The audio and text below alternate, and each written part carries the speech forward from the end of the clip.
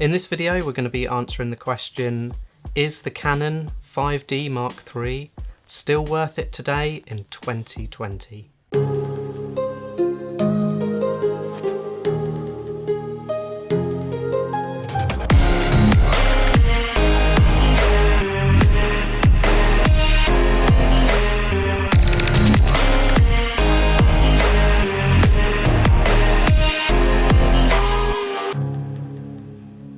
Just before we get started, if you're new to my channel then please consider subscribing. I post around 2 videos a week on photography and filmmaking, so definitely stay updated for that. Anyway, let's get back to the video. So the 5D series all started on the 22nd of August 2005. This was when the original 5D or the 5D Mark I was released. It gave photographers, professional, semi-professional and hobbyist all what they had been asking for. A reasonably priced digital SLR that was full frame, had no crop factor, and wasn't monstrous in size. Yeah, that's right, 1D series, I'm talking about you. Next, in November 2008, we saw the release of the legendary 5D Mark II.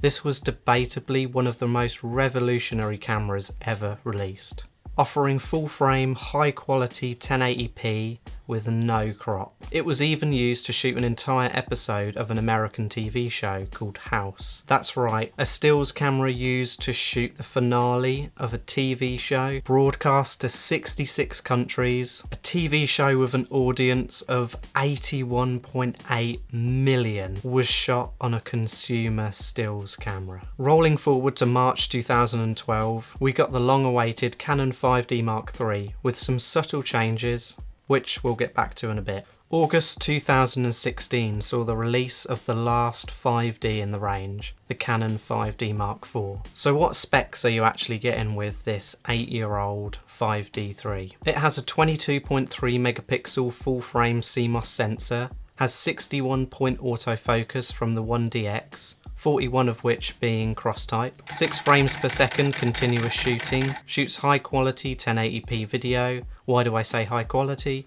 Well, it shoots in all-I format. It can shoot 60 frames per second video at 720p, dual card slots, both a microphone input and a headphone jack. Not bad battery life, and one of the nicest ergonomic grips that I've ever felt on a camera. As awesome as all of this sounds, unfortunately there are some features that are amiss in today's market. Let's talk about what the Canon 5D Mark III is lacking here in 2020. Number 1, no 4K video recording. I don't think that 4K is technically standard yet. However, many of us have moved over to 4K because it adds an element of production value, and there's an incentive to make the visual quality of our content, whatever that may be, last for as long as possible. Also, downscaled 4K to 1080p obviously looks a lot nicer when it comes to detail. Lacking feature number 2, no continuous autofocus. For photography, the autofocus is great. Although there is not autofocus points across the majority of the screen, I don't have any complaints, having used this for the last couple of years. Unfortunately for video, you're going to have to set focus at select points throughout your shoot, or manually focus before and during the shoot if need be. Lacking feature number 3, no articulating screen, just a fixed screen. I feel like this is a bit of an obvious one, but certainly worth mentioning for obvious reasons. Not being able to write to both the SD and CF card when shooting video, you can only do that when taking photos. No options for higher frame rates past 60 at 720 and only 6 frames per second raw photos. But we have to remember that the technology just wasn't mainstream when this camera came out. There is one thing that I haven't mentioned, and this is truly a game changer with the Canon 5D Mark III. That is Magic Lantern firmware.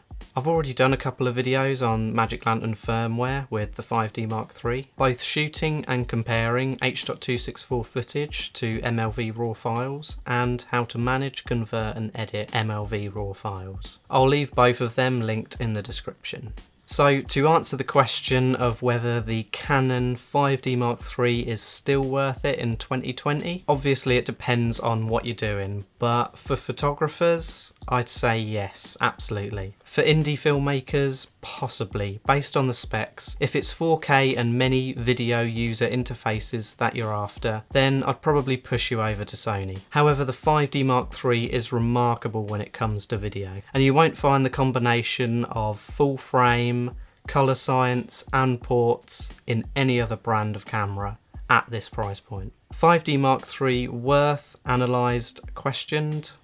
Check.